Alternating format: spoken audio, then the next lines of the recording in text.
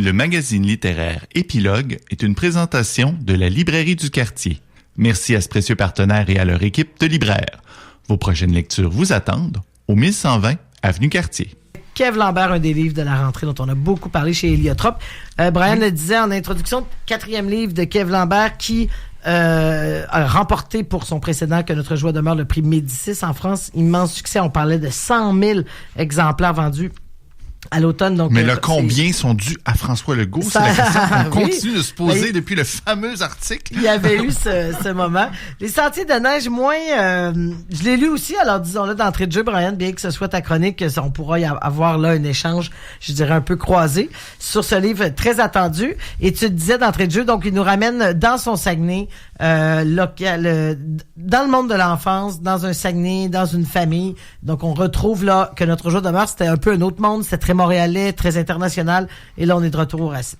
Oui, voilà. Donc, quelque chose d'un peu plus près, peut-être, côté origine de ces deux premiers romans.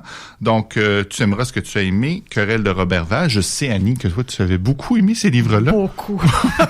Surtout Querelle. J'ai pas lu Querelle, moi, j'ai lu... Ben, c'est ça. Et moi, honnêtement, puis les deux premiers romans, je les avais lus, puis...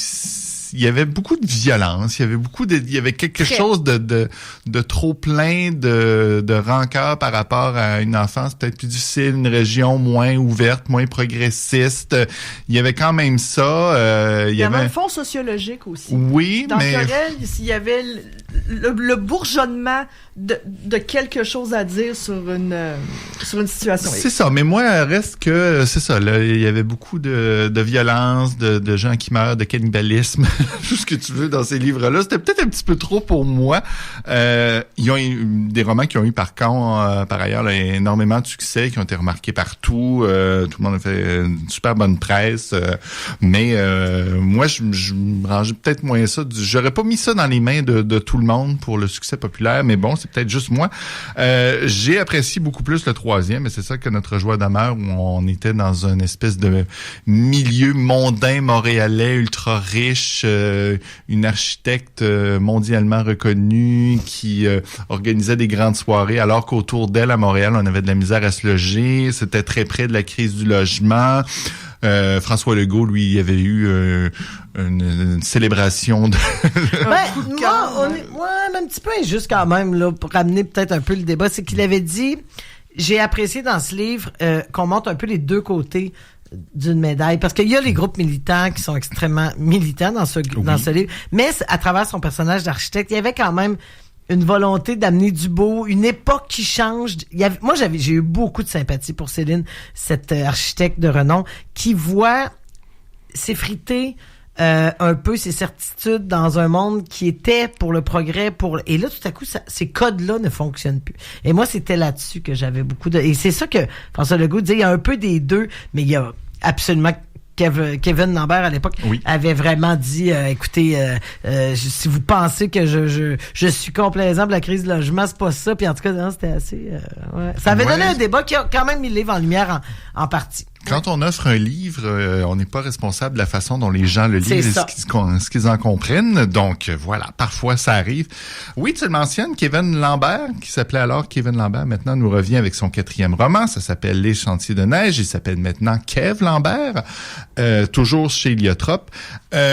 Et ce roman-là, on revient un peu plus là justement au Saguenay, quelque chose de plus régulier comme façon d'écrire aussi. Le 3e roman qui était plus inspiré, comme je le disais en introduction, d'écriture de Marie-Pierre Blais. On était dans des longues phrases, dans un souffle. Ici, on est plus dans une fable de Noël, je dirais. Donc peut-être c'est ça, si vous l'avez pas encore lu, ce serait le temps de le lire. On est dans cette ambiance-là en ce moment. C'est l'histoire de Zoé, essentiellement. Donc, qui est un jeune enfant de à peine 8 ou 9 ans. 8-9 ans, oui. Et qui, là, on est en 2005, ses parents viennent de se séparer. C'est le premier Noël qu'il ne passera pas avec ses deux parents. Il doit aller avec son père dans sa famille au Saguenay, passer le réveillon du temps des fêtes. Donc, avec tout ce que ça va impliquer de portraits, de famille, de ma tante, de mon oncle, de cousin, de tout ce que tu veux. Ces passages-là sont quand même assez bien rendus. Donc, on voit la ribambelle de personnes de nos parentés qu'on est habitué de voir. Mais là, Zoé, il se passe quelque chose avec lui au moment du départ. Donc là, on le voit. Il y a déjà une frontière qui se crée poreuse entre le réel et l'imaginaire. Il y a, au moment où il part, il se fait faire une espèce de coup plate par des enfants de son école.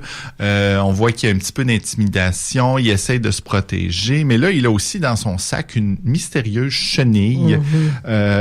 Donc, qui est un peu le symbole de quelque chose qui se passe dans sa vie, qui ne va pas. Lui, essaie de comprendre que fait cette chenille-là. Il essaie de s'en débarrasser.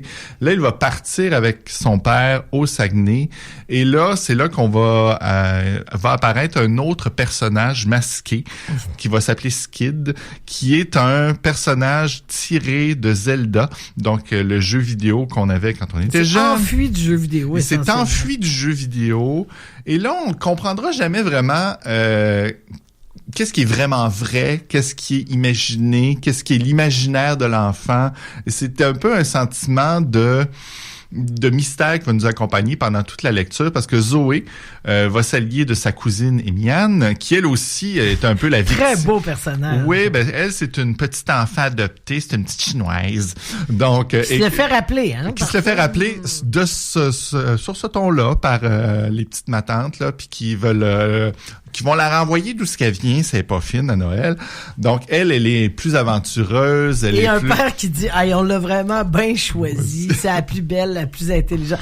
Tous les clichés sur l'adoption. Donc, c'est des familles de racisme ordinaire, d'une homophobie ordinaire, quand même 20 ans de décalage aussi dans certains propos, mais ça, on entend encore des gens parler comme ça, des familles, peut-être même plus que jamais, hein, peut-être même un retour après ces années de rectitude. C'est ça, et on comprend assez vite justement que Zoé va avoir des questionnements par rapport à lui-même, qui fait que cette homophobie latente ordinaire dans sa famille, ça va le picosser un peu. Le racisme ordinaire de la famille va picosser Amy Anne.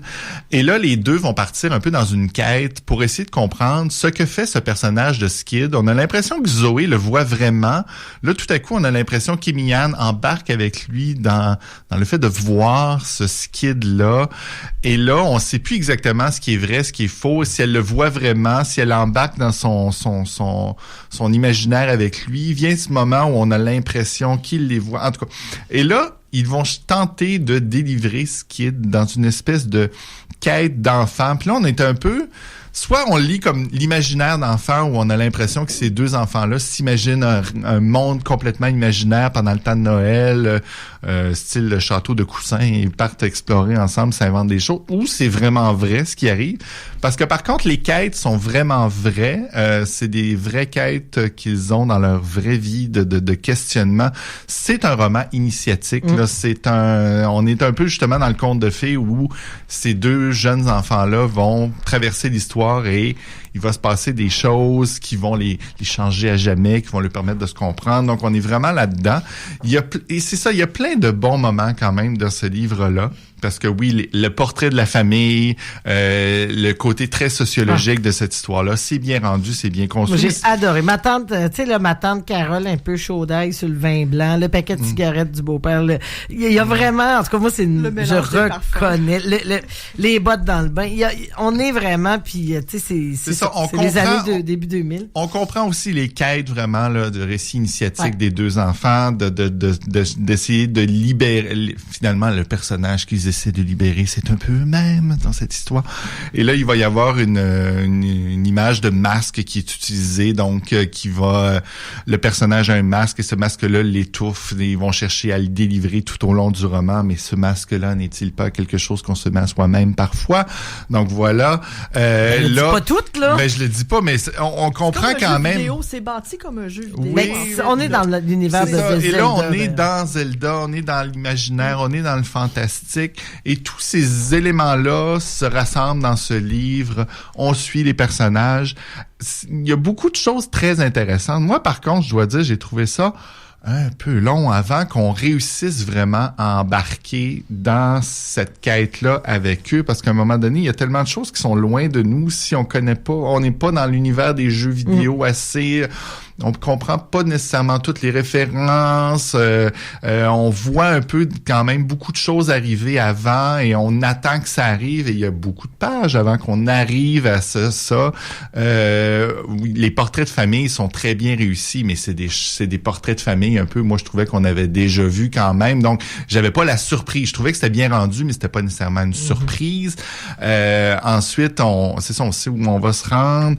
L'image du masque aussi, c'est des choses qu'on a déjà vues dans certains autres romans, dans certaines autres histoires. On est dans Mishima, on est dans Mortel aussi, un autre roman où il y avait vraiment une histoire sur les masques qui vraiment s'accaparent le visage des gens. Donc, il y a beaucoup de choses un peu déjà vu, un peu de choses. Donc moi, j'ai à la fin, je veux dire, à partir de la deuxième moitié du roman, j'ai trouvé là qu'on embarquait un peu plus dans l'action, que ça commençait à décoller plus et que là, ça me donnait plus le goût de le terminer. Mais c'est quand même une bonne brique de 400 pages. Donc d'arriver à la moitié pour se dire...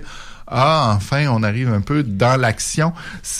J'aurais aimé peut-être un peu plus de rythme dans ce livre-là, mais il y a des choses intéressantes. La sociologie reste intéressante, les portraits de famille vont l'être. C'est des questions très modernes qui sont abordées dans ce livre-là encore. On sent son côté militant, c'est toujours présent. On sent lui aussi ses questionnements de transition aussi. Justement, son nom a changé, donc il est lui-même dans cette quête un peu de redécouvrir qui il est dans son acceptation de lui-même. Là, il a donné beaucoup d'entrevues à ce sujet-là. Ouais, non-binaire dans ce cas-ci. Voilà, donc ni fille ni garçon. Zoé, c'est Zoé, Z-O... Y, donc un prénom qui n'est ni vraiment masculin ni vraiment féminin. Donc on est un peu dans c'est ça, je dis qu'on sait un peu où on s'en va dans ce livre-là et on suit, mais intéressant, mais peut-être pas le coup de massue qu'a été que Notre joie demeure, qui vraiment nous frappait plus, le propos nous surprenait plus, il y avait quelque chose de plus singulier. Là, il manque un peu de singularité peut-être.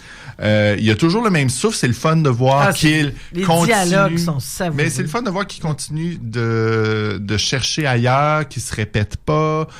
Oui, on retourne au Saguenay, mais on n'est pas dans Querelle de Roberval, on n'est pas... Donc, il y a quelque chose de différent. Il mature, il fait autre chose. C'est juste pas le coup de massue qui était justement là, que Notre joie demeure de surprise, mais intéressant et ça va plaire à ceux qui l'ont aimé. Un roman, justement, comparé aux deux premiers aussi, qui va être plus accessible un peu à tous ça, quand même. En termes de forme, parce que Notre joie demeure, tu te disais, inspiré même de Marie-Claire Blais, de grandes envolées, des fois des dizaines de pages, presque sans ponctuation. Alors, c'était plus lourd. Là, on est... Et les dialogues et ce jeu dans lequel excelle Kev Lambert, c'est d'être dans un dialogue très québécois, en joual, mais avec... Oui, mais il y a quelques mots, par contre, qui étaient écrits à la sonorité, puis je comprenais pas toujours pourquoi le fun, F-O-N-N-E. Ouais. Puis, on comprend aussi fun. Puis là, je me demandais comment ça allait être reçu en France, cette écriture. Parce qu'ils aiment tout de Kev Lambert, alors c'est sûr qu'elle dit elle va revenir avec la... Tu sais, non, je pense que ça va faire partie du pittoresque du personnage, de ce livre-là. Donc, c'est ça. Moi, j'ai eu quelques réserves. Ouais. Jusqu'à la moitié, j'avais plus de réserves. J'ai pardonné mes réserves à la deuxième partie du roman. Mais oui, ça reste une plume... vivante, intéressante, pertinente. Donc, on va continuer de le lire, Kev Lambert. Donc, voilà. Merci beaucoup, Brian. Ça fait plaisir. Les Sentiers de neige chez Héliotrope. Voilà.